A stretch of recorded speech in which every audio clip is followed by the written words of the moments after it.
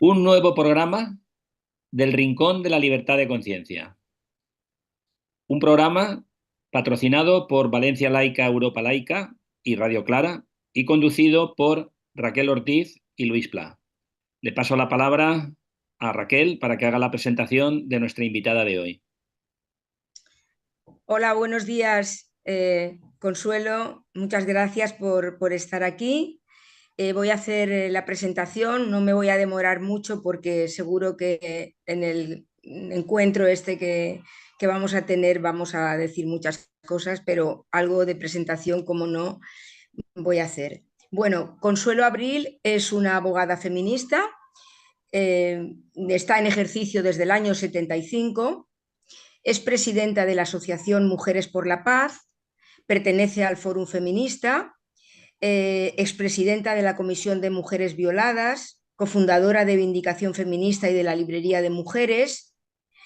Lo que veis como muy importante es que desde el año 75 Consuelo ha estado y sigue trabajando en la defensa de las mujeres y en contra de la violencia que se ejerce contra las mujeres y de esa violencia institucional que sigue existiendo en nuestro país a pesar de los cambios, de las leyes y demás.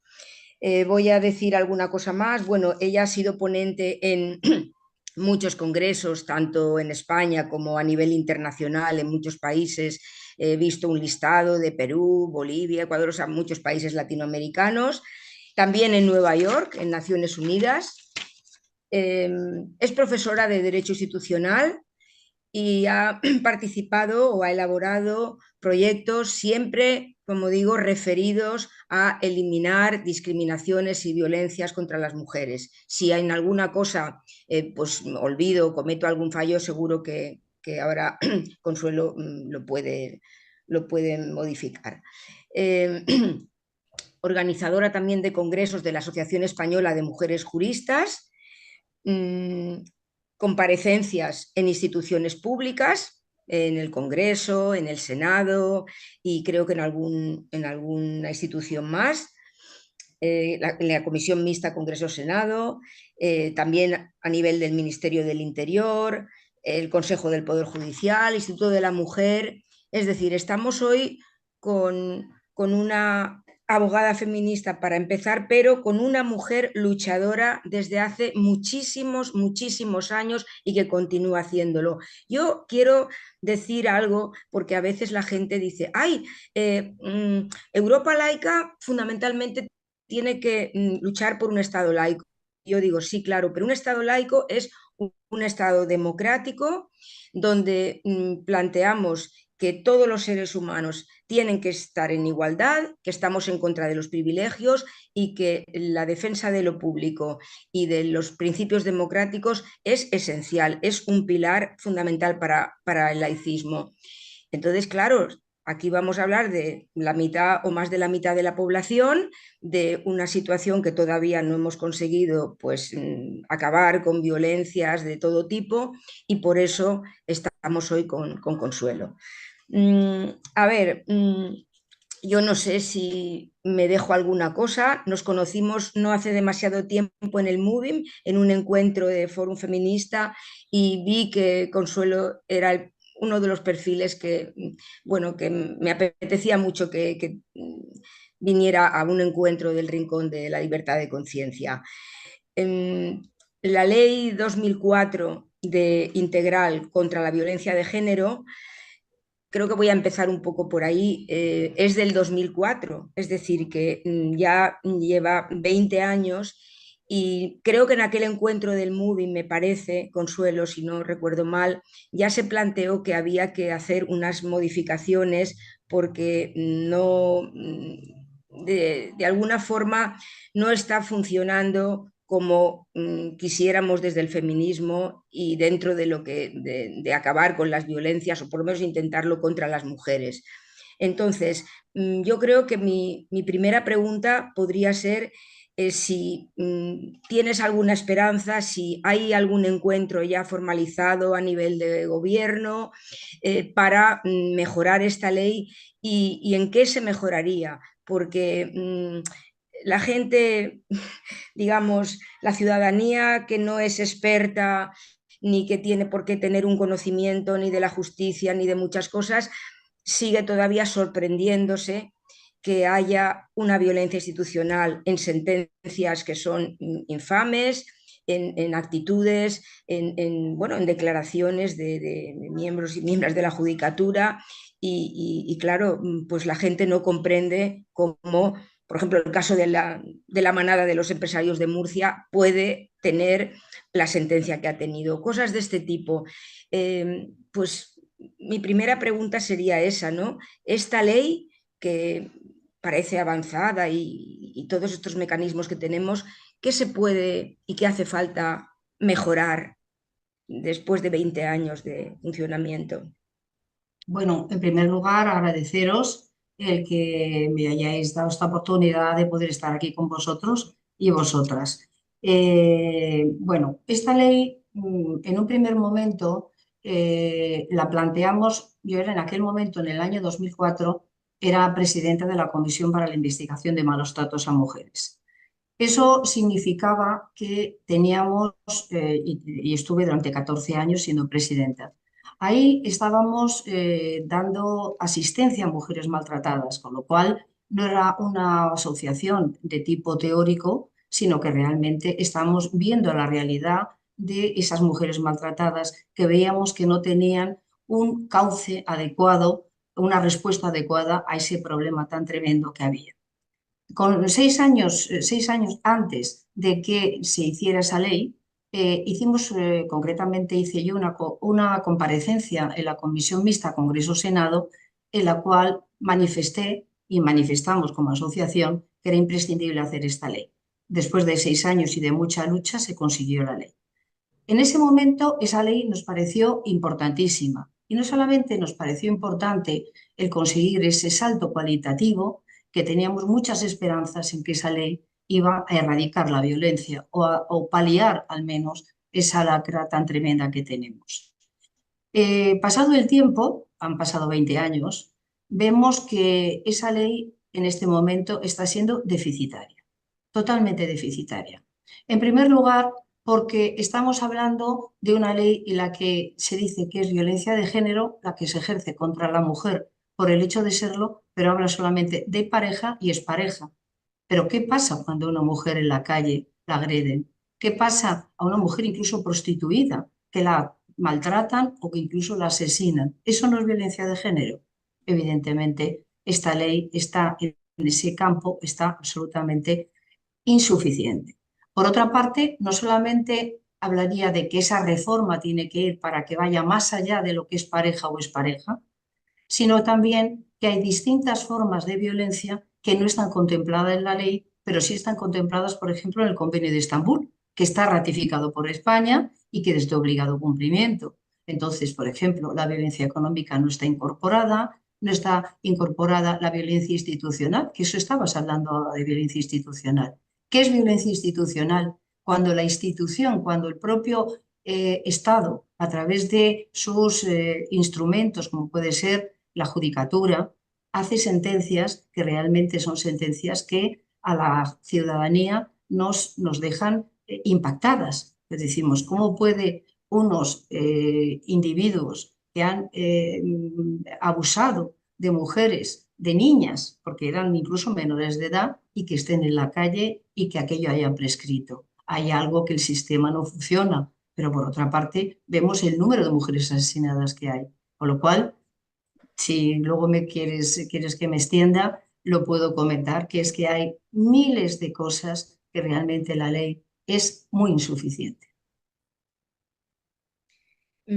Yo, bueno, le puedo, o sea, Luis también que vaya pensando en alguna pregunta, pero eh, yo había oído, no lo sé muy bien, que había algunos grupos feministas que ya habían, digamos, enviado a ti, no sé si algún, en fin, alguna feminista más que pueda, en fin, presentarlo y que pueda surtir ese efecto de que hay que adaptar esto, que hay que mejorarlo, que no sé, eso cómo está. Pues mira, ¿Es en este viable?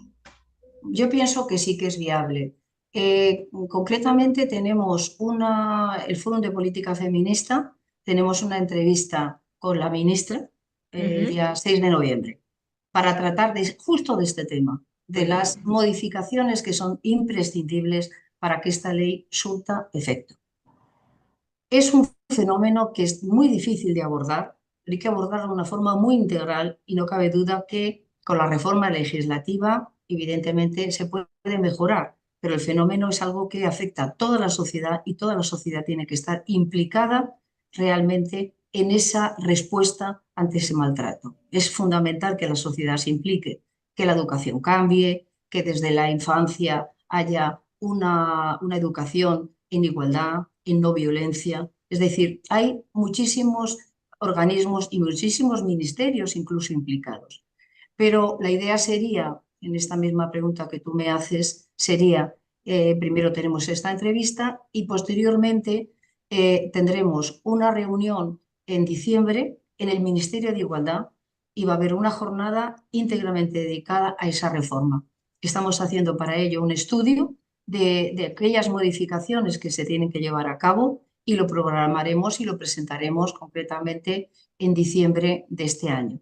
Eso va a ser una jornada, yo creo que importante. Vamos a intentar que implicar pues, a todos, a todas las instituciones, de alguna manera, no solamente al Ministerio de Igualdad, sino al Ministerio del Interior, Ministerio de Defensa. Es decir, vamos a intentar que eso se lleve a cabo de una manera realmente seria, porque han pasado 20 años y las mujeres siguen siendo asesinadas, siguen siendo maltratadas. Y otro tema mucho más grave es que las mujeres no están creyendo en la justicia. Y eso es un tema que hay que tratarlo de forma muy individual. El por qué las mujeres, las víctimas de malos tratos, cada vez acuden menos a la justicia, cada vez de alguna manera denuncian menos. Eso tiene una respuesta clara. La respuesta es que no creen en la institución, no creen en que le van a dar una respuesta adecuada a ese problema. Porque muchas mujeres maltratadas que presentan una denuncia, esas denuncias habría que hablar de muchísimos temas. Por ejemplo, habría que ver la defensa que tienen esas mujeres. ¿Qué defensa tienen? ¿Un abogado o una abogada de oficio? ¿Un abogado o una abogada de oficio que la va a atender con un tiempo escasísimo antes de presentar la denuncia o ya una vez que ha presentado la denuncia, que probablemente sea una denuncia que no esté bien constituida, que no esté bien hecha?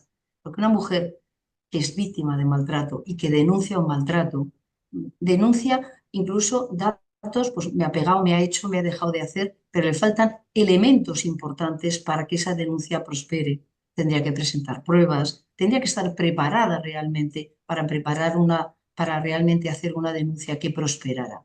Y eso es algo que el sistema no lo da, porque si el sistema es que tiene que tener un abogado de oficio y que los abogados de oficio se les paga poquísimo, con lo cual no pueden dedicarle tanto tiempo a algo que prácticamente es antirrentable completamente. Habrá que buscar otro sistema, habrá que buscar que la defensa sea una defensa incluso yo diría pública o que se dignificara más el oficio.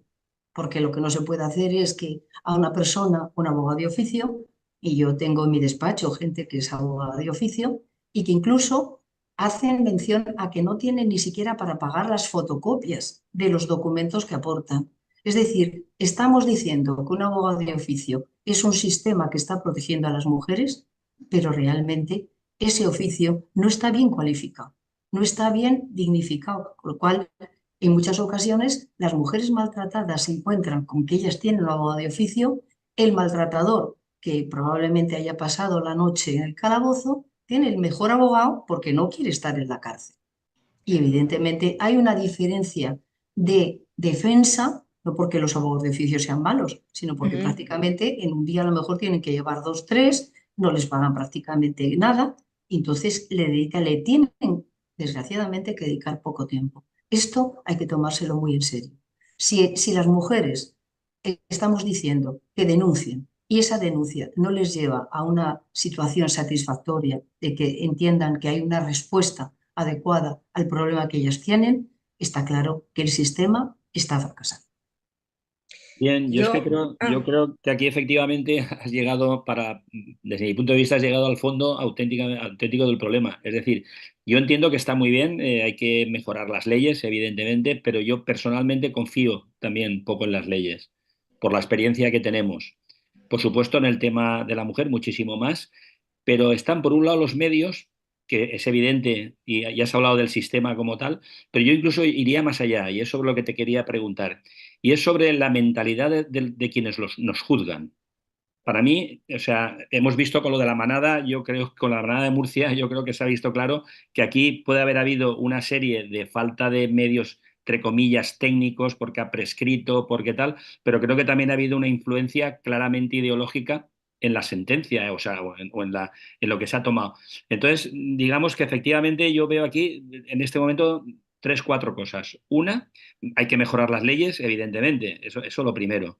Después, hay que poner medios, pero para que haya medios tiene que haber una conciencia del sistema de que eso lo vea, porque al final los medios, ¿quiénes los ponen? Los políticos. Los políticos los van a poner en la medida en que nosotros, la ciudadanía, los presionemos. Los políticos se mueven por los votos que ellos consideran que pueden obtener en cada momento. Eso es evidente. Hasta aquí puedo ver más o menos soluciones, ¿no? Es decir, vamos a cambiar las leyes, creo que se pueden cambiar, vamos a poner medios, es cuestión de voluntad. Donde lo veo muy complicado es en esa generación. Yo no me muevo en el mundo jurídico, por eso aprovecho la oportunidad para preguntarle a Consuelo. Yo no sé, o sea, creo que hay toda una generación en este momento, es una percepción, de jueces que no están ni estarán a la altura hasta que no haya un cambio generacional. Pero que ese cambio generacional me gustaría también que me dijeras si se está dando o si simplemente es algo endogámico. Es decir, que los jueces nuevos son hijos de los jueces o herederos de los... En fin, un poco lanzo esta pregunta, que es la que a mí creo que al final es el key de la cuestión, ¿no? Al final son los jueces. Vemos que se aprueban leyes que son buenas, pero luego los jueces las interpretan. Esa es. Bueno, te puedo decir que te doy absolutamente la razón. Te doy toda la razón. ¿Por qué? Porque, vamos a ver, cuando estamos hablando de un maltrato, el maltrato tiene muchísimas implicaciones, tanto en si estamos hablando de maltrato físico como sexual o como de cualquier otro orden. Tiene muchísimas implicaciones. Hay que pensar que es un tema de tanta dimensión que no solamente afecta a la maltratada, afecta al entorno familiar, a todo el entorno familiar. Le repercute a todo el entorno familiar. Una mujer que se encuentra en una situación de maltrato afecta a todo su entorno familiar, sus hijos, a la familia extensa, a todos. Con lo cual, todo esto lo digo a efectos de poner de alguna manera claramente la dimensión que tiene el maltrato. Esa dimensión que tiene el maltrato no está acorde a la respuesta judicial. Y ahí yo creo que has dado la clave de muchos temas. Es decir, a los jueces le falta perspectiva de género. Le falta realmente valentía para llevar a cabo sentencias que tienen que ser acordes a la repercusión que está teniendo ese maltrato en esa persona y lo que digo yo y la dimensión que tiene ese maltrato. Entonces, ¿qué sería? Evidentemente, igual que la Fiscalía en un momento determinado es jerárquica y si hay una circular del Fiscal General del Estado, el fiscal y dice que se recomienda que a partir de este momento se hagan determinadas actuaciones del Ministerio Fiscal que persigue y demás, los fiscales, de alguna manera, es un organismo, una institución jerárquica y lo aceptan. Los jueces no aceptan absolutamente nada. Los jueces son soberanos y como son soberanos, cada uno decide a su saber y entender. Ese saber y entender que representa, porque si la ideología que él tiene es determinado o la ideología de la jueza es determinado, eso va a tener una repercusión clarísima en las sentencias. Entonces, tendría que haber un cambio de mentalidad absolutamente en los jueces y no tener esa preponderancia de decir, pues yo hago lo que me parece bien a mí que saber y entender. Porque el tema del maltrato, insisto, tiene muchísimas ramificaciones y tiene muchísima profundidad y afecta a la igualdad y a la seguridad jurídica de las personas. Es importantísimo el que hubiera esa perspectiva de género, esa educación para esos jueces. E incluso yo puedo decir que yo he dado clases de formación a jueces. Las he dado yo, pero ¿Qué es dar yo la formación? Se da unas horas, poco tiempo y realmente, y muchas veces incluso online. Es decir, no hay realmente una educación con perspectiva de género para los jueces. Fundamental, y eso representa de alguna manera, es el reflejo de la sociedad. Por eso digo que la sociedad es la que tiene que implicarse y la sociedad la que tiene que responder, y consecuentemente responderán también los jueces y responderán los políticos, porque como tú muy bien dices, a los políticos lo único que les interesa son los votos. Y para ello es imprescindible que todos intentemos, y es lo que hacemos de alguna manera en ciencia política, cuando hablamos con el ministerio, cuando hablamos con la ministra y demás, no vamos a complacerla, vamos a decirle que tiene que incorporar en su agenda determinadas reformas. Y esas reformas, lo que tú bien dices, esa reforma se puede reformar la ley, pero si se aplica mal, la ley no vale para nada, es papel mojado. Entonces, importante que la sociedad en su conjunto, de alguna manera, se implique en que es un tema que tiene muchísima trascendencia, que no es que afecte a Juanita y a Pepito o a esta familia en concreto, afecta a todos, afecta a los hijos, porque los hijos que viven en un clima de violencia lo van a reproducir en el futuro, con lo cual estás reproduciendo esa misma violencia también para los hijos en el futuro.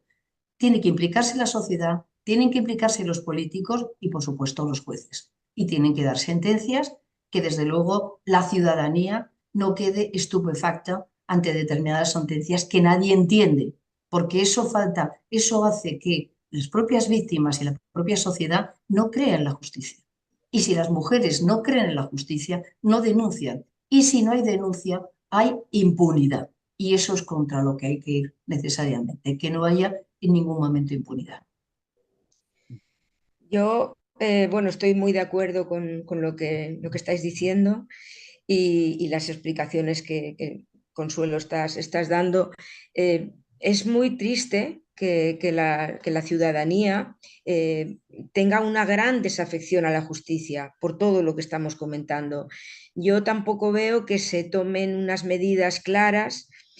Por ejemplo, la educación, que he sido enseñante durante 35 años, bueno, que ahí tiene que haber una coeducación, cosa que hoy, bueno, sería otro tema para hablar, y se tiene, digamos, todos los niveles sociales se tiene que hablar de la violencia, no solamente dos titulares y unas declaraciones, porque claro, estamos cansadas de esas declaraciones tan hermosas de que somos un gobierno feminista y tal, y luego resulta que no es así. Pero yo que no sé de la justicia, sé poco, ¿no? Sé pues las actuaciones y lo que digamos, de alguna manera transfiere y vemos. Yo siempre pensaba que la fiscalía era quien tenía un poco ese papel de defensa representando al Estado. Eso pensaba yo.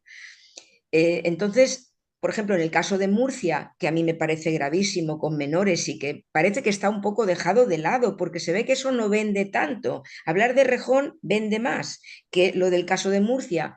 Pues claro, que han llegado a un acuerdo la fiscalía y los abogados que serán buenos, ¿no?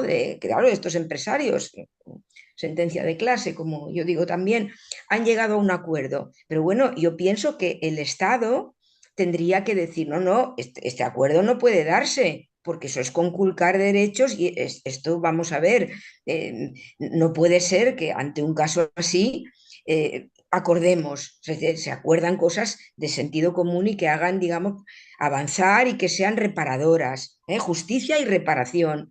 Entonces, claro, cada vez, pues lo que tú decías, la gente, yo no sé si, Consuelo, en España solamente el 10% de mujeres, que tú en esto también trabajas, bueno, tú defiendes a las mujeres, de violaciones y de maltratos y tal, denuncian muy pocas mujeres, porque encima si luego tienen que pasar por esta revictimización donde se les va a preguntar, se les va a decir, se les va a cuestionar su relato. Y eso lo vemos en todas partes. O sea, en España, en Francia, yo estoy siguiendo el juicio de Aviñón y veo lo que pasa allí y lo que tiene que aguantar Giselle Pelicot y lo que dicen esos violadores y lo que dicen incluso algún juez o algunos jueces, no, algunos abogados y abogadas.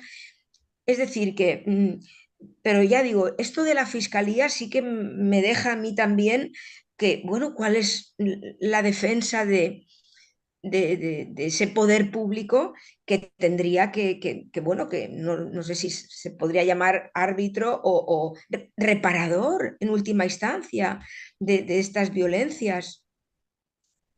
Bueno, mi experiencia, que es larga, es larga, llevo 50 años ejerciendo, te puedo decir que la Fiscalía eh, no actúa de forma diligente.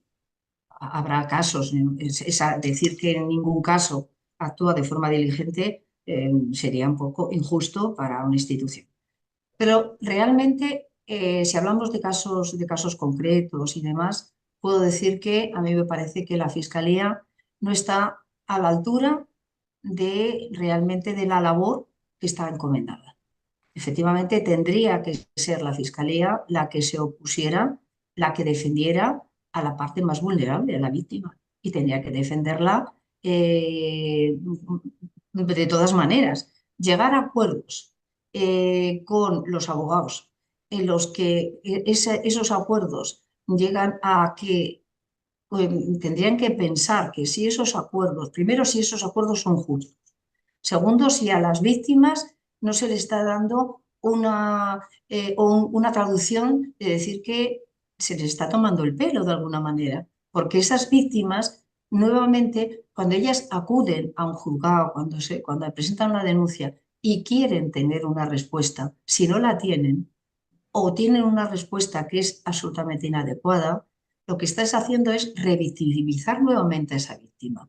Es decirla, es hundirla de alguna manera. Es que hundirla porque una reparación, es decir, hay una sentencia que sea acorde a lo que ha sucedido, de acuerdo con los antecedentes, de acuerdo con las circunstancias que han rodeado cada caso, pero que por lo menos exista una sentencia condenatoria y esa sentencia condenatoria tenga un resultado. Si no es así, la Fiscalía tendría que tener presente que no solamente que está haciendo un acuerdo con precisamente los que han cometido el delito, sino que también tenía que pensar un poco en las víctimas, que es realmente la labor que tiene que tener la Fiscalía.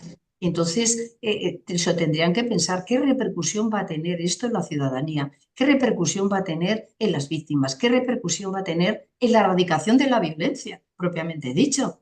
Porque dices, ¿para qué voy a denunciar? Si al final, después de estar 10 años en un trámite, que un día me llaman, que otro día tengo que ratificarme, que ahora me cuestionan que por qué usted iba de esta manera, por qué llegaba usted hasta ahora, es decir, cuestiones que lógicamente el derecho de defensa existe y el defensor va a preguntar, le va a cuestionar permanentemente a la víctima que de alguna manera ella ha propiciado casi ese maltrato, con las preguntas tan insidiosas y tan desagradables que hacen a las víctimas. Entonces, terminar en una sentencia de este tipo, la Fiscalía se lo tendría que hacer ver porque está dando un mensaje a toda la sociedad, pero fundamentalmente a las víctimas, de que no ha servido para nada y si ha servido para dañar precisamente a la persona que se encuentra en esa situación, que se ha encontrado en esa situación. Así que yo entiendo que la Fiscalía tiene mucho que mejorar y como he dicho antes y me repito, la Fiscalía es jerárquica. Si la Fiscalía, el Fiscal General del Estado envía una circular de una manera contundente, que en cualquier caso tiene que prevalecer por encima de todo el derecho de la víctima, más que los acuerdos a los que se lleguen para conseguir el que no se les ingrese en la cárcel, realmente. Conseguir, aceptan el delito, pero no entran en la cárcel, con lo cual, para la víctima, eso es realmente tan grave como que en cualquier momento hasta se lo podría encontrar por la calle. Es que es algo que la Fiscalía tiene, incluso yo diría que más posibilidades, bastante más posibilidades que con la judicatura, por el tema de la jerarquía, por el tema de que se pueden enviar circulares. Yo recuerdo en los años 70, 70 y tantos, cuando yo estaba en la comisión, vamos, la Comisión para la Investigación de Malos Tratos, muchas mujeres cuando iban a presentar una denuncia se encontraban con que se les cuestionaba Hombre, ¿y cómo vas a presentar esta denuncia? El propio policía, ¿eh? Estoy hablando de las policías. ¿Y cómo vas a presentar una denuncia que es el padre de tus hijos, pero si es el amor de tu vida, esto vas a hundir la familia? Eso era muy, muy fácil de escuchar, era muy permanente. Tuvimos una entrevista con el fiscal general del Estado en ese momento y dijimos que diera una circular diciendo que en modo alguno a esas mujeres se les podía desanimar de presentar esa denuncia. Eso dio su resultado. Exactamente en la misma línea. Digo, en este momento tiene que haber una circular de la Fiscalía en la que deje perfectamente claro a quién tienen que defender. Y la jerarquía de la Fiscalía hace que los fiscales estén obligados a cumplirlo. Otra cosa son los jueces, que es lo que hemos hablado, que la soberanía, el que los jueces son intocables y que la decisión de los jueces, eso es más complicado. Y eso requiere educación, perspectiva de género y educación y formación de los jueces, sobre todo aquellos jueces que se traten de este tema. Pero la Fiscalía lo tienen clarísimo. Podían perfectamente dar una circular contundente diciendo que esto no se puede consentir, que de alguna manera la ciudadanía tenga la respuesta o tenga el mensaje de que se prefiere al maltratador que a la víctima. Sí, yo es que lo que añadiría, efectivamente, a lo que has dicho, lo que añadiría como otro elemento es que aparte del dolor que supone para la víctima este tipo de sentencias y acuerdos, es también el mensaje que estamos trasladando a la sociedad. Yo insisto, antes lo ha dicho Raquel, el tema este de los empresarios de Murcia, para mí es gravísimo y creo que se le ha dado se le está dando poca repercusión. Y digo gravísimo porque yo, por lo menos para la conciencia que yo tengo mía personal, por supuesto, y de mi entorno, es que los menores y las menores eran intocables. Es un poco la conciencia que yo creo que hasta ahí lo teníamos, a nivel social lo teníamos todos claro, ¿no? Es decir, hay cosas que la gente, pero eso creía que hasta la gente más conservadora tenía claro que a los menores y a las menores no se les toca. ¿Qué sucede? Que con esta sentencia, de alguna manera, estamos dejando impune un delito que afecta a menores, porque efectivamente, por mucha sanción que les pongan unos empresarios, que habrán sido mínimas, y por mucho, si no entran en la cárcel, no hay pena, por lo menos desde mi punto de vista. Entonces, no sé, era un poco abundar que la gravedad efectiva que tiene este tipo de... Y que no le veo, o sea, ¿qué soluciones a corto o medio plazo tendría esto? Porque claro, ya hemos comentado que llevamos 20 años ya un poco con... y digamos, el camino político hacia el que vamos no parece tampoco muy halagüeño, tanto a nivel político de partido como a nivel de la conciencia, ¿no? de la sociedad, que hay sectores, sobre todo de gente joven, que cada día están más hacia la derecha. No sé, yo soy un poco pesimista en el sentido de hacia dónde vamos, pero optimista en que creo que tenemos que hacer cosas y se pueden hacer. No sé, era una reflexión que quería hacer con este tema. Bueno, yo te doy la razón en que el derecho, un principio general del derecho, pero un principio, diría, no solamente el general del derecho, sino un principio supremo e importantísimo, es que el interés superior del menor está por encima de todo. Es que prácticamente se puede decir que está por encima de todo dentro de lo que es la legislación, dentro de todos los fundamentos del derecho. Está siempre el interés superior del menor. Y se les da una protección. De hecho, hay una ley relativamente reciente que se habla de los menores y se le habla incluso de que estos menores que antes se les equiparaba de alguna manera, decían locos, dementes, sordomudos, menores incapacitados, es decir, hay un poco como una falta de capacidad. En esta ley se les da mayor autonomía, mayor capacidad y mayor poder de decisión, de alguna manera. No con una decisión plena, de capacidad plena, pero sí que se les da como se les atiende mejor. Entonces, esta ley, este principio general, que es un principio de el interés superior del menor, en este caso, es que está totalmente, vamos, no tiene cabida de ningún tipo. O sea, ahí nos llama muchísimo la atención que precisamente tratándose de menores, que haya habido esta sentencia de estas características. Esto por un lado, o sea, que está en contra de las leyes recientes, que se dice que a los menores se les tiene que tener más atención, en contra del principio de interés superior del menor, está en contra de todo esto. Y, por otra parte, te doy la razón en que eso no se ha publicitado especialmente. Dentro del movimiento feminista, sí, efectivamente, pero claro, el movimiento feminista tiene la repercusión que tiene y tiene el interés que tiene para la sociedad. Es decir, nosotras estamos permanentemente asombradas de esta sentencia, se ha trasladado a nuestras redes sociales, es decir, estamos conmovidas con este tema, pero una cosa es lo que a nosotras como movimiento feminista, la repercusión que ha tenido, evidentemente la ha tenido, y otra cosa es la sociedad. Yo creo que la sociedad no ha cogido grandes titulares de periódicos. Se ha tratado de una forma como marginal y determinados temas bueno, Rejón y demás están permanentemente en primera plana. Y cuando es un tema que, bueno, tiene sus matices, tiene está clarísimo que está bien que se trate con toda la intensidad y con todas las perspectivas que se pueda tener, eso está muy bien, pero realmente hay cosas que son más graves. Y esta gravedad de este tema, yo, al margen de mis organizaciones, yo pertenezco a muchas organizaciones y demás, evidentemente ahí lo hemos tratado de una manera muy clara y nos hemos quedado realmente estupefactas de ver esa sentencia, pero llevas toda la razón que en los periódicos no ha ocupado demasiadas, es una nota en determinados periódicos y demás, pero que no ha tenido ningún recorrido, cuando eso es un recorrido que realmente podría hacer que la sociedad se diera cuenta de cómo está la justicia y de cómo están los menores. Sería importantísimo. Y todo lo que desgraciadamente lo que no sale en prensa, pues no existe. Y si solamente es una noticia pequeña en un periódico determinado o en un día, pues la ciudadanía pues no tiene por qué tener conocimiento de ello.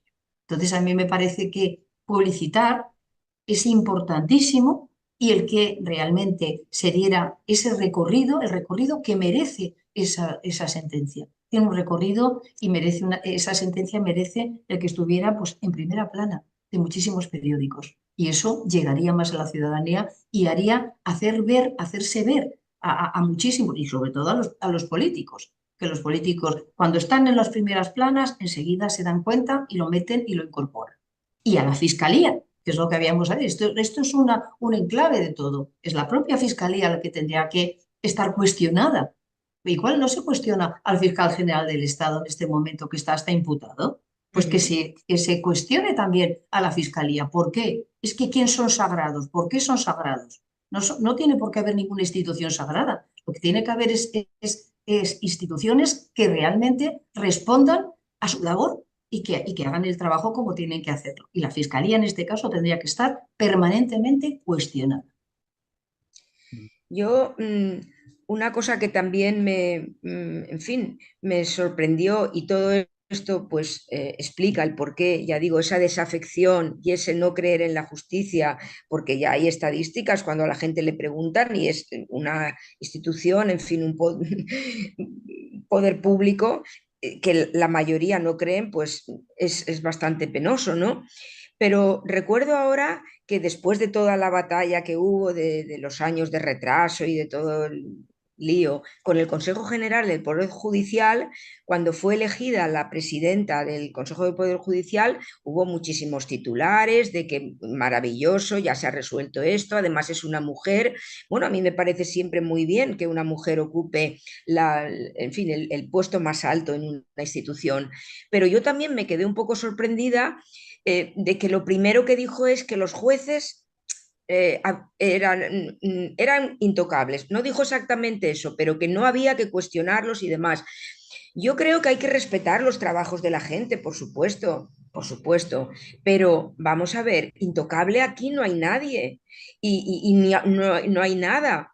Lo que hay que hacer es que la justicia funcione y cuando hay una sentencia bueno, pues que no protege a las víctimas o hay declaraciones o hay un comportamiento o lo que sea, tienen que las instituciones del Estado, que yo no sé muy bien cuáles son las tareas y la función del Consejo General del Poder Judicial. Tengo que confesar que no sé muy bien.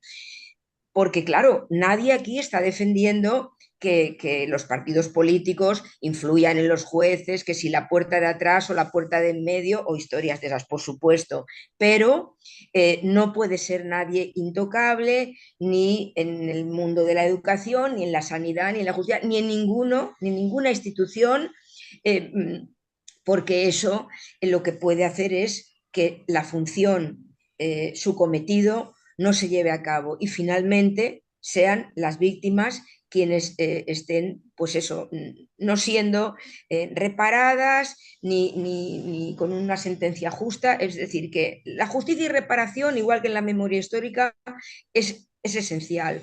Y ya digo, yo no sé, hay que respetar, por supuesto, a todas las instancias jurídicas, pero bueno, de ahí a que no se pueda cuestionar nada, ni se pueda criticar, ni se pueda por parte del gobierno decir, bueno, vamos a ver, esto no puede ser.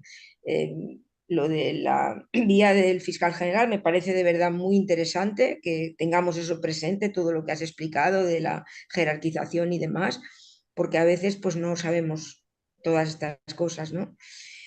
Pero ya digo, el Consejo General del Poder Judicial, ¿qué funciones más o menos tiene? ¿Puede también influir o no sé, de alguna manera cuestionar o tener un papel ahí de garante? Finalmente, es que funcione la justicia. Los organismos, si no están para eso, pues no sé qué, en fin, ¿para qué están? Yo, Vamos a ver. si me permites, simplemente redundando un poco en lo que acaba de decir Raquel, por añadir un detalle, ya que ha hablado sobre la responsabilidad de los jueces y la función del Consejo General del Poder Judicial, comentar un hecho que a mí también me impactó, y es cuando, si os acordáis, o creo recordar, hablo de memoria, cuando el juicio de la manada de Pamplona, creo que la primera instancia, no entiendo esto, de los 3 jueces hubo uno que los declaró inocentes. Sí. Luego hemos visto el recorrido que ha tenido todo. A ese juez no le pasa nada, porque está claro que es un juez que demostró su incompetencia, pero una incompetencia total. Es decir, a cualquier profesional, un médico, un arquitecto, tal, tiene unas responsabilidades ante las cuales él tiene que responder. ¿Qué pasa con esto? Es que yo creo que el mal viene de aquí, de la impunidad, que en este momento, y lo digo como un ciudadano, la sensación que yo tengo, la impunidad de los jueces. Bueno, vamos a ver. Todo esto hay que entender efectivamente cómo está la justicia. Eh, los jueces, incluso en la propia formación que les hacen, les vienen a decir, los endiosan de alguna manera. Es decir, les manifiestan que en su mano está dictar la sentencia como su saber entender, sin más. Y cuando dices, pero bueno, una sentencia si manifiestamente es injusta, se ve que es injusta, ¿qué pasa? Entonces los jueces dicen, hay un mecanismo que es la apelación. Es decir, si tú no estás de acuerdo, puedes apelar a otra instancia. Y cuando un juez, por ejemplo, de primera instancia, es unipersonal, hay un solo juez el que dicta una sentencia, sin embargo, si tú no estás de acuerdo, puedes apelar. Y en base a ese mecanismo que dicen que no necesariamente te tienes que quedar con esa sentencia, sino que tienes la oportunidad de apelar, pues parece ser que le da una salida a esa situación y dices, bueno, pues apelar y ya cuando vas a una apelación, lo normal es que sean 3 jueces. Ya no es unipersonal, sino que hay 3 jueces. Y dentro de estos 3 jueces hay un ponente y hay una votación entre ellos y deciden lo que haya que decir. Hay que tener en cuenta, y eso es lo que ellos se amparan. A mí me parece que la raíz está en la primera instancia, precisamente, porque claro, hacer una apelación requiere mucho tiempo, mucho dinero. Es que quiere decir que la justicia tiene que tener unos recursos y parece ser que es como si cualquier ciudadano puede tener una sentencia y luego posteriormente irse a una apelación y todo esto. Esto representa que la gente tiene que tener tiempo y dinero, fundamentalmente, para poder llevar a cabo todo eso. Cual en muchísimos casos pues se quedan con la sentencia de primera instancia y ya está. Entonces, yo creo que la base está precisamente en la primera instancia, en la que uno, es el que toma una decisión. Y la decisión es la que termina en sentencia y ahí nadie se puede meter. ¿Qué ocurre? Que esa sentencia está afectando a mucha gente. A lo mejor estamos hablando incluso, ya llevando al terreno del maltrato, una sentencia absolutoria. Perfectamente puede ser una sentencia absolutoria. Sentencias en las cuales incluso una mujer con una situación de riesgo no se le ha dado una sentencia condenatoria y consecuentemente no se le ha dado una orden de alejamiento.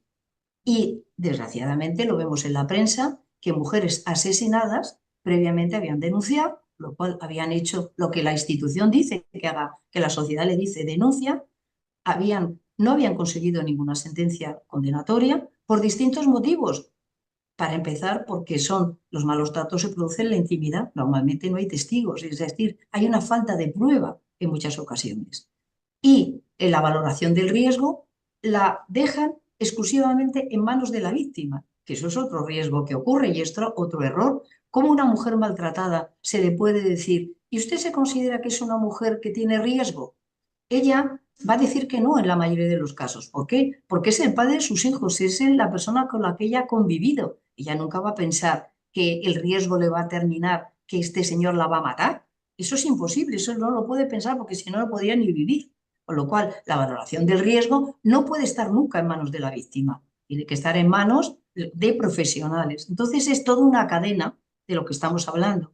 Y, en todo caso, lo que tiene que haber, efectivamente, eso sería un tema un poco más largo de tratar, pero lo que tiene que haber es una responsabilidad. Es decir, si en un momento determinado una mujer ha denunciado y ha terminado asesinada, hay una violencia institucional y hay una violencia en la que tendría que haber una repercusión y, lógicamente, tendría que haber una responsabilidad de la persona, del juez que ha tomado esa decisión. Los jueces no son intocables, o sea, puede tomar una decisión porque imaginemos un juez que se está separando, un juez que incluso, hemos visto jueces que incluso están inmersos en un problema de maltrato. ¿Qué sentimiento van a tener? ¿Qué sentimiento van a tener a la hora de dictar una sentencia? Es decir, no se puede atener, claro, lo que pasa es que esto que estamos hablando y que lo podemos tratar de esta manera, esto significaría una revolución de lo que es la administración de la justicia. Estamos hablando de formas que realmente dirían cualquiera que lo esté oyendo, yo conozco muy bien a la presidenta del Consejo del Poder Judicial y la conozco perfectamente de muchísimos años y sé quién es y demás, pero claro, todo esto que nos oigan dirán, pero bueno, ¿qué revolución estás planteando? Como que los jueces no tienen libertad de poder dictar una sentencia. Libertad sí, pero sí que tendría que haber unas pautas en las cuales se tendrían que atener, porque no es la libertad, no es una libertad absoluta, sino que todo lo que repercuta, todo aquello que afecte a algo tan importante como la integridad física de una persona, tendría que tener otro recorrido. Creo que el mismo camino tendría que ser otro. No puede terminar eso en un juicio de faltas y en una persona que ha presentado una denuncia también un juicio de faltas que se hace a los 2 días prácticamente sin prueba y que en muchas ocasiones salen sueltos. Habrá que buscar que el sistema sea otro. No es quitarle libertad a los jueces, es de alguna manera coartar o regular lo que puedan hacer y qué no pueden hacer, o buscar otros mecanismos para que tenga mejor resultado. Es decir, es una revolución, una transformación de lo que es la justicia. Y si no hay esa transformación, y todo eso es lo que tú decías anteriormente, educación. Si en la educación, desde la infancia, se empieza a hablar de lo que es el maltrato, se empieza a hablar de la desigualdad, eso si se está bien explicado, no como una María o como una charlita que viene un día una persona y cuenta que existe maltrato y demás, sino que sea algo consustancial, una asignatura importantísima, importantísima, porque eso es lo que la pauta, los principios que va a tener durante toda su vida. Eso sería fundamental y eso llegaría a los jueces también, a la formación de los jueces. Hablar de que el tema de maltrato no es un tema menor.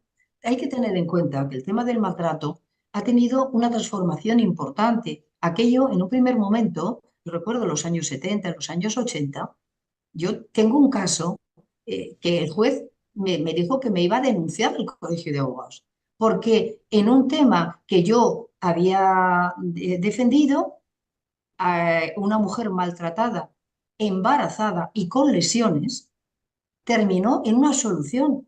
¿Por qué la solución? Porque el maltratador no había venido.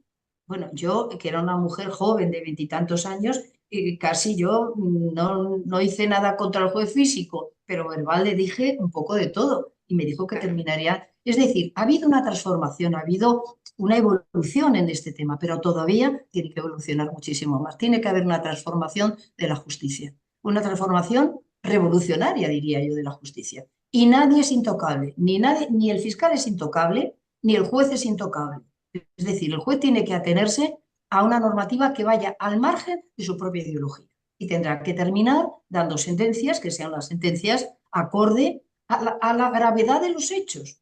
El tema del maltrato, me repito 1000 veces, es un tema que afecta a todo el entorno familiar, destroza a la familia completa, a los hijos, a la familia extensa, a todos, con lo cual estamos hablando de un mal que afecta, no es un robo, es una cosa puntual, es algo que te sucede y no afecta a todos los demás. El maltrato sí que afecta y por supuesto afecta a esa persona, a la forma de ver su vida en el futuro. Afecta psicológicamente, afecta a los menores, afecta a todos, con lo cual tenemos que pensar que es un tema, es un delito gravísimo que no puede terminar en un juicio de faltas defendido por un abogado de oficio que acaba de verla, a la señora y que no tiene prácticamente formación suficiente o información, yo diría, información suficiente para poderla defender. Yo misma me dedico a ello, pero si yo veo a una señora 10 minutos antes de un juicio, no tengo elementos suficientes de juicio para poderla defender con criterio. ¿Cómo va a ser eso lo mismo que si vienen a mi despacho, que si yo la atiendo, que si la declaración está bien hecha, que la denuncia está formalizada, que se presentan pruebas? ¿Cómo puede ser eso exactamente lo mismo? Es decir, es una revolución del sistema, yo diría. Yo recuerdo ahora, Consuelo, por todo tu trabajo en fin, y las denuncias y la lucha que llevas a cabo, que en el Moving creo que hablaste de la custodia compartida impuesta. Me parece que eso es algo que, bueno, como la gente muchas veces pues no se informa bien o piensa que el maltrato, que lo que estabas exponiendo ahora, no sé, hay gente que cree que solo es de tipo físico, cuando el maltrato psicológico está minusvalorando y está haciendo ahí, horadando bueno, y violentando constantemente para dejar a la mujer en la nada, y eso existe aunque no se vea con una herida, con un golpe, con un moratón, lo que sea, ¿no? Pero eso, por ejemplo, sí que se ha oído muchas veces en el tema de las custodias compartidas. Y claro, esto de la custodia compartida impuesta, bueno, a mí me gustaría que hablaras un poquito de ese punto, si te parece. Pues vamos a ver. Y el Para caso de empezar, Juana Rivas, que creo que tú también has trabajado en sí, ese caso, de Juana sí, Rivas, que ya no sí, se habla casi de ella, pero bueno. sí, sí, sí, sí. Bueno, vamos a ver. Empezando por el tema de la violencia psicológica. La propia ley, en los términos en los que está ahora mismo contemplada, sin necesidad de hacer reforma de ningún tipo, habla de violencia psicológica. Os puedo decir que la violencia psicológica prácticamente no existen sentencias de violencia psicológica. Porque por los medios de prueba que tenemos, si no hubiera un estudio real de lo que es esa mujer maltratada, de la situación que ha vivido, de ver que es una situación, es un maltrato sostenido en el tiempo, todo ese tipo de cosas, esas pruebas no se producen. No se producen y muchas veces cuando tú presentas un informe de parte, es decir, informe privado, casi ni te lo aceptan. Ah, no, esto es un informe de parte, como diciendo que lo hemos comprado, que lo hemos manipulado y demás. Y eso. Es decir, partiendo de la propia realidad, la violencia psicológica que se produce de una manera cuantiosísima, no hay sentencias. Diría, hay excepcionalmente alguna sentencia de un maltrato psicológico porque venga a través de un informe que hayan hecho alguna institución de forma oficial y demás, a lo mejor puede haber alguna sentencia. Pero la norma es que si te viene alguien tratando de que hay un problema de violencia psicológica y dices, mira, es meterte en una situación que va a terminar en fracaso. Más vale que no transitemos por esa situación. ¿Qué ocurre? Esto está totalmente enlazado con el tema de la guardia y custodia compartida, impuesta. Es decir, si no hay sentencias, la guardia y custodia compartida se puede otorgar perfectamente sin ningún problema. ¿Por qué? Porque efectivamente para imponer la guardia y custodia compartida es necesario que no exista una sentencia condenatoria de por maltrato. Pero si ya estamos diciendo que las violencias psicológicas no tienen sentencia, evidentemente tú vas al tribunal y en el tribunal ahí no hay ninguna denuncia de ningún tipo ni ninguna sentencia de violencia psicológica, con lo cual perfectamente se puede dar la guardia y custodia compartida a un maltratador que maltrate psicológicamente y que utilice a los hijos para maltratar a la madre. Perfectamente se puede dar la circunstancia esta. Con lo cual, ¿qué pasa con el tema de las violencias de la guardia y custodia compartida? Hoy en día es que prácticamente os puedo decir que los tribunales es que llegas y lo primero que te dice el juez, que pasen los abogados. Pasamos los abogados a hablar con ellos y lo primero que te dice el juez, bueno, señora letrada, guardia y custodia compartida, ¿verdad? Y entonces tú dices, manifiestas, no, es que en este caso hay violencia psicológica, realmente para los hijos se les está utilizando, es decir, los argumentos que tú consideres de fondo para que realmente aquella guardia y custodia no se practique de forma como guardia y custodia compartida, también en ello. Y lo primero que te dicen los jueces en general es lo sé, pero señora letrada, usted no ha leído lo que dice el Tribunal Supremo y lo que dice el Tribunal Constitucional, que dice que es generalmente hay que otorgar la guardia y custodia compartida y automáticamente tú defiendes. Sí, por supuesto, ¿cómo no voy a conocer esas sentencias? Claro que las conozca, pero todas las sentencias del Tribunal Supremo y del Tribunal Constitucional es una norma, pero habrá excepciones. Y en este caso entiendo, no, señora letrada, hable usted con su clienta porque realmente yo lo tengo decidido. Es guardia y custodia compartida. Esa es la realidad de los hechos. No digo en todos los casos, estoy hablando generalmente.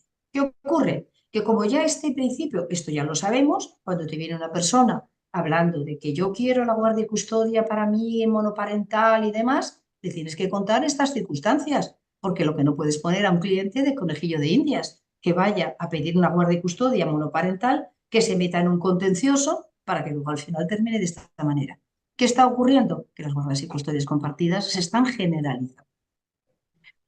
Digo con esto y voy a introducir un elemento poco favorable a que las guardias y custodias compartidas en general no están dando tan mal resultado como habíamos previsto en un principio. En general, no hablamos de maltrato para nada, pero hoy en día hay que tener presente que estamos en el índice de natalidad más bajo del mundo, en 1,3. ¿Qué ocurre? Hay un solo niño. Entonces el niño es como un bombón, es un elemento a cuidar, a tratar. Entonces, claro, para los padres y las madres no es tan complicado hacer una guardia y custodia compartida. Esto yo creo que revoluciona de alguna manera y en general no me parece una mala decisión, pues cuando los dos son profesionales, cuando los dos trabajan, porque también yo algunas veces les digo a las mujeres, hombre, una semana eres persona y otra persona eres madre. O sea que hay que valorar en su conjunto que la guardia y custodia compartida no está dando tan mal resultado en líneas generales y cuando existe igualdad. Ahora, cuando exista maltrato, o bien físico, o bien psicológico, o bien económico, o bien de cualquier orden, evidentemente la guardia y custodia compartida no puede ser impuesta. Pero es una realidad que desgraciadamente, y me repito, se está imponiendo en los tribunales. Bien, creo que vamos a tener ya que, porque el programa dura 1 hora, creo que lo tenemos ya. Sí, la Sí, verdad es que está tan interesante y todo, no, pero yo la sí, es verdad es que verdad. me está resultando súper, súper amena la conversación, de verdad. Sí, la Es verdad sí. únicamente incidir yo por mi parte para yo creo que hay un tema, bueno, se ha hablado mucho, hemos comentado ahora el tema de la importancia de la educación, pero es que lo de la educación lo llevamos diciendo desde que yo era jovencito con la transición y llevamos ya un montón de años y sí, hay que educar, pero con la educación no estamos avanzando. Por una cuestión muy sencilla, y es porque el integrismo religioso y las ideologías de extrema derecha, que creo que se les está dando por parte de la gente progresista, creo que se les está dando muy poca importancia, no se le está viendo venir el problema. Entonces yo creo que mientras el integrismo religioso y las ideas de extrema derecha sigan avanzando como están avanzando ahora, veo poco futuro en que con la educación simplemente vayamos a poder resolver muchos de estos problemas. Hombre, yo quiero decir que evidentemente estas ideas para determinados hombres que no han profundizado, que realmente no conocen lo que es el maltrato, siempre cuestionan, tienen como mucho recorrido estas ideas. En la gente joven, desgraciadamente, está teniendo muchas ideas. Es un poco como que nos dicen, es que las feministas lo que queréis es que ir en contra del hombre, lejos de la realidad. Lo que queremos es una igualdad real, no queremos otra cosa. Pero de alguna manera, estas ideas en gente joven, cuando ven que hay un hombre que le han metido, por ejemplo, en un calabozo porque ha presentado una denuncia de maltrato, una mujer, lo cuentan de tal manera, pues fíjate, me metieron en el calabozo y al día siguiente salía suelto.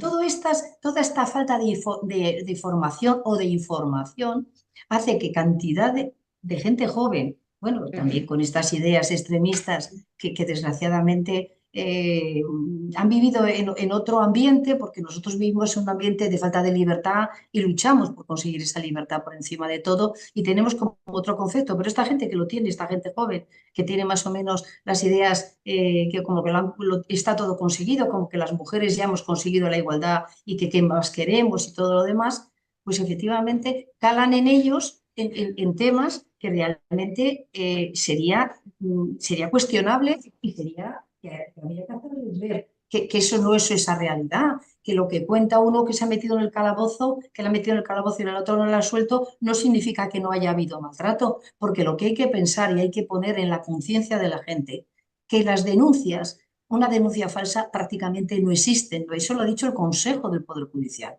No existen, están en el 0,0x%. Cualquier denuncia por robo tiene muchísimo más recorrido, porque Claro. tú vas a denunciar un robo y automáticamente el policía te empieza a decir, se te acoge, fíjate cómo está la vida, cómo está, vas a presentar un maltrato y no es lo mismo. Es decir, las mujeres, a nadie se anima a presentar una denuncia de maltrato y si hay un señor, hay una denuncia de maltrato y le han metido en el calabozo, es porque tiene motivos. Es que por motivos, aunque posteriormente, como hemos dicho, con todas las dificultades de la justicia, que yo creo que lo hemos dejado, por lo menos yo creo que hemos dejado una serie de cosas, de perlas, de que la justicia se tiene que modificar, a lo mejor termina en la solución, pero esa solución no significa que sea ni denuncia falsa ni de que no ha habido malos tratos. Entonces, estas juventudes que están teniendo, y sobre todo de extrema derecha, que están haciendo muchísimo daño porque están utilizando, pues no sé, llegando yo creo que a las vísceras de la gente. Es decir, no están tratando temas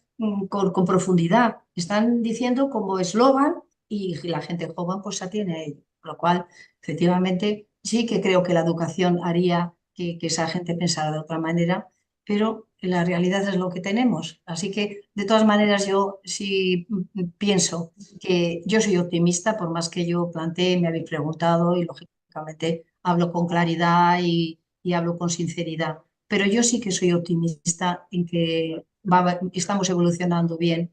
Yo recuerdo inicialmente cuando empecé mi despacho, había un artículo en el Código Civil que decía no pueden prestar consentimiento en los contratos locos, dementes, sordomudos y la mujer casada.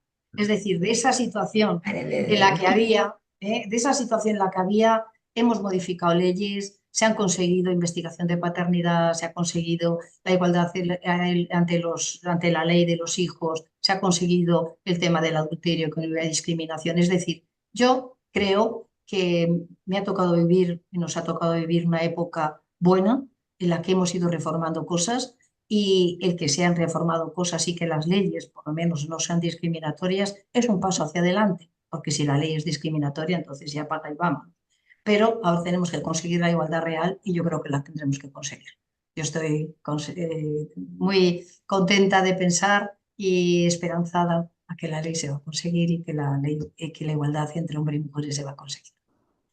Bueno, pues yo me encanta que acabemos con algo de optimismo gracias a la lucha, gracias a mujeres como tú, Consuelo. Ha sido un placer escucharte con esa sinceridad, con esas explicaciones, abordando todos los temas que iban aquí surgiendo y a las preguntas que te hacíamos.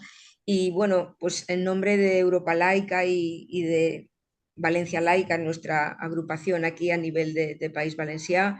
Yo estoy muy agradecida, espero que alguna vez podamos coincidir de nuevo y bueno, sí, vamos a ser optimistas porque hemos avanzado mucho, pero sí que es verdad que hay que hacer reformas y que hay que incidir en muchos puntos bueno, y estos programas que lo que pretenden es que la gente sepa más, que la gente conozca con más profundidad, que sea autocrítica, pues os tenemos que agradecer mucho que estéis aquí con nosotros en el rincón de la libertad de conciencia. Así que un gran abrazo desde Valencia, que aunque son días muy duros para nosotros, días de duelo por todo, ya sabes lo que ha ocurrido, que ya van pues casi ya prácticamente 100 muertos, ha sido terrible, pero también tenemos que intentar superar todos estos, en fin, estos acontecimientos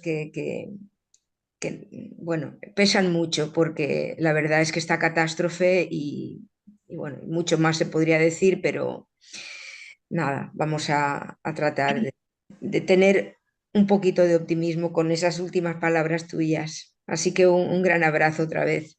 Bueno, un abrazo para todos. Muchísimas gracias por vuestra entrevista. Perdón. Y la verdad, hoy, perdonad, pero en este momento me ha entrado, Bebe agua si lo necesitas. no sé si Sí, puedo beber agua. Bueno, simplemente que tengo una compañera aquí que es de Valencia y estamos siguiendo el día a día al punto de que desde ayer no sabe nada de su madre.